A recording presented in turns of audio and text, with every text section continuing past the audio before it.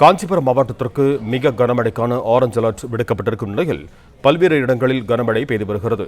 இதுகுறித்து கூடுதல் விவரங்களோடு இணைக்கிறார் எமது செய்தியாளர் ஸ்ரீராம். வணக்கம் ஸ்ரீராம், உங்களிடம் இருக்கும் விவரங்களை பதிவு பண்ணுங்க.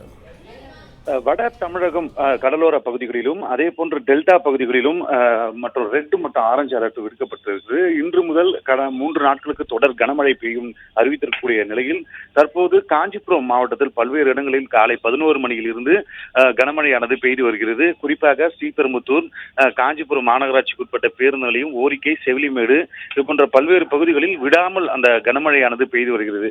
11 மணிக்கு தொடங்கிய மழை அது விடாமல் அதே சராசரியான அளவை தொடர்ந்து பெய்து வருகிறது. குறிப்பாக செங்கல்பட்டு மாவட்டங்களிலும் கடலோர பகுதிகளிலும் 11 மணியிலிருந்து இந்த மழையானது பெய்து வருகிறது.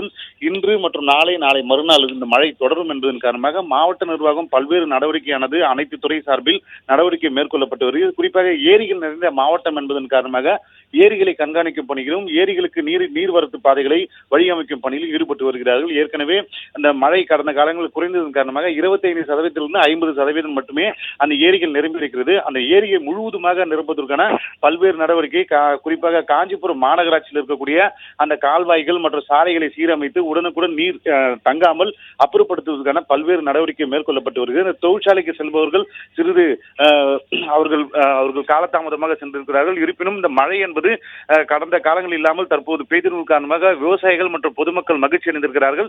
11 மணியிலிருந்து தற்போது காஞ்சிபுரம் மாவட்டம் முழுவதுமாக மழையானது பெய்து வருகிறது.